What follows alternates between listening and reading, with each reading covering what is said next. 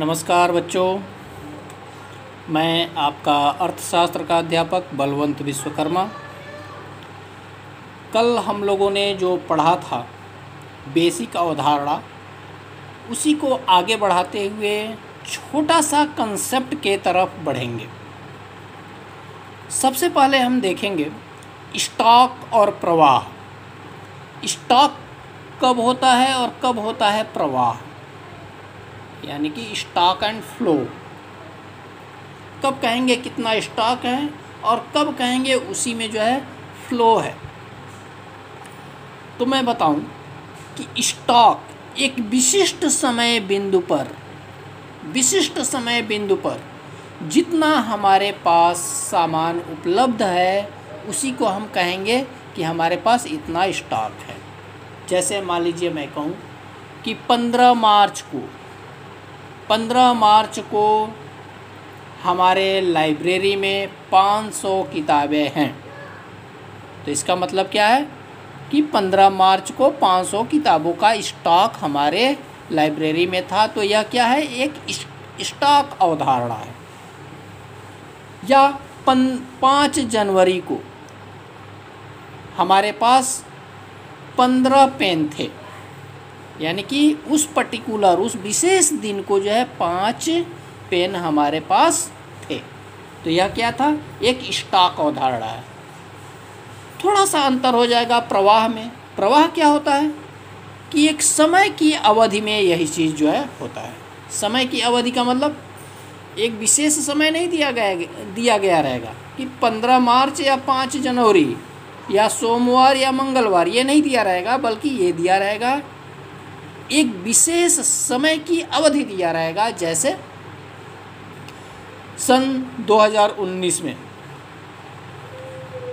या पूरे दिसंबर के महीने में पूरे सप्ताह हमारे पास इतने सामान उपलब्ध थे। यानी कि आप क्या देखें कि एक समय की अवधि दिया हुआ है कि इतने समय, यानी कि एक साल के अंदर, वर्ष 2019 का मतलब एक साल के अंदर हमारे पास इतना सामान था। और स्टॉक में क्या था, एक विशेष समय दिया गया था कि 15 मार्च, 5 जून, शनिवार, सोमवार, एक विशेष समय दिया गया था। उस समय कितना हमारे पास सामान है। तो ये था स्टॉक और प्रवाह क्या होते हैं। अब इसी स्टॉक और प्रवाह के आधार पर हमारे पास जो आय होता है, आय की अवधारणा मैं आगे बहुत ही विस्तृत रूप में बताऊंगा, लेकिन जो आय होता है वह किस प्रकार से प्रवाहित होता है इसके बारे में हम समझ लेते हैं। यहाँ पर 2 सेक्टर मॉडल लिया गया है। सबसे सिंपल होता है 2 सेक्टर मॉडल, द्विक्षेत्र अर्थव्यवस्था। द्विक्षेत्र अर्थव्यवस्था को लेकर के हम समझते हैं और देखते हैं कि किस प्रकार से आय का प्रवाह कहाँ से कहाँ होता है। यहाँ पर 2 क्षेत्र कौन कौन से, एक है परिवार क्षेत्र और दूसरा है फर्म या फैक्ट्री या कंपनी, चाहे जो आप कह लीजिए। परिवार में क्या होते हैं, परिवार में लोग होते हैं, 4 भाई हैं, 2 बहनें हैं, माता पिता हैं, यानी कि लोग होते हैं। फर्म में क्या होता है, फर्म में मशीनें होती हैं, पूंजी लगी होती है, और फर्म में क्या होता है, सामान बनता है। अब जो है आप देखेंगे परिवार से फर्म के पास क्या आता है। परिवार से फर्म के पास क्या आता है, आप जानते हैं जो परिवार है, जितनी ज़मीनें हैं, सभी परिवार का मतलब एक परिवार नहीं है, एक इकोनॉमी के अंदर जो परिवार है उसकी बात होती है। पूरे ज़मीन के मालिक ये परिवार के लोग ही होते हैं ना। तो ये परिवार से जो है ये फर्म क्या लेता है, ज़मीन लेता है। फिर ये परिवार ही इस फर्म को क्या उपलब्ध कराती है, श्रम उपलब्ध कराती है। भाई फर्म या फैक्ट्री खोलने वाला भी तो कोई ना कोई व्यक्ति होगा ना, किसी न किसी परिवार का ही होगा। तो ये परिवार क्या जो है, एक तो साहस उपलब्ध कराएगा, उद्यमी, इंटरप्रेन्योर जिसको बोलते हैं, और दूसरे जो है पूंजी भी लगाएगा इस फर्म में। ठीक है। अब जो है जब परिवार फर्म को ये सभी चीज़ उपलब्ध कराता है तो फर्म से परिवार को क्या मिलता है? सबसे पहले फर्म में उत्पादन क्या होता है? फर्म में उत्पादन होता है वस्तुओं और सेवाओं का। इन वस्तुओं और सेवाओं का उपभोग कौन करता है? जाहिर सी बात है परिवार के लोग। यानी कि परिवार से भूमि, श्रम, पूंजी, उद्यमी सब ये फर्म के पास जाता है और फर्म इन्हीं को जो है वस्तुएं और सेवाएं उपलब्ध कराता है जिससे कि वे अपना जीवन को आसान बना सकें और वस्तुओं और सेवाओं को उपभोग कर सकें। वस्तुएं और सेवाएं जब उपभोग करती हैं तो भाई फ्री में थोड़ी फर्म जो है इनको दे देगा।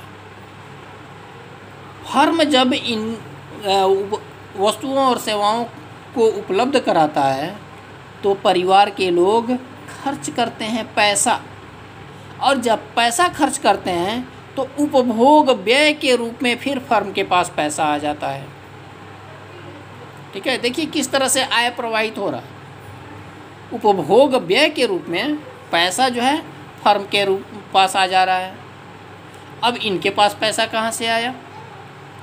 अब देखिए इस फर्म के पास यहाँ से मिला था भूमि, श्रम, पूंजी, उद्यम।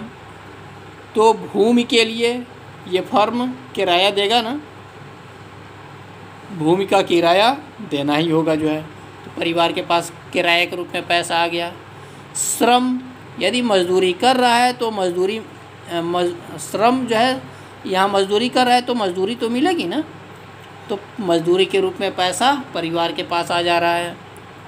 फिर पूंजी लगा रहा है फर्म में, तो जितना लाभ मिलेगा वो सब जो है लाभ कहाँ आएगा? परिवार में ही आएगा ना, तो लाभ के रूप में परिवार के पास पैसा आ जा रहा है। फिर उद्यम इसी में से है, जो साहस अपना दिखाया है, पूंजी को ब्याज के रूप में आया है, और उद्यम को जो है जो प्रॉफिट अर्न किया होता है, लाभ, वह पैसा परिवार के पास आया होता है।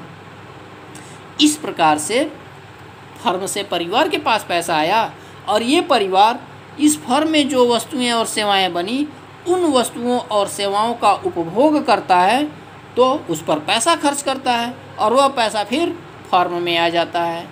इस प्रकार जो आय होता है परिवार और फर्म के बीच जो है आना और जाना लगा रहता है।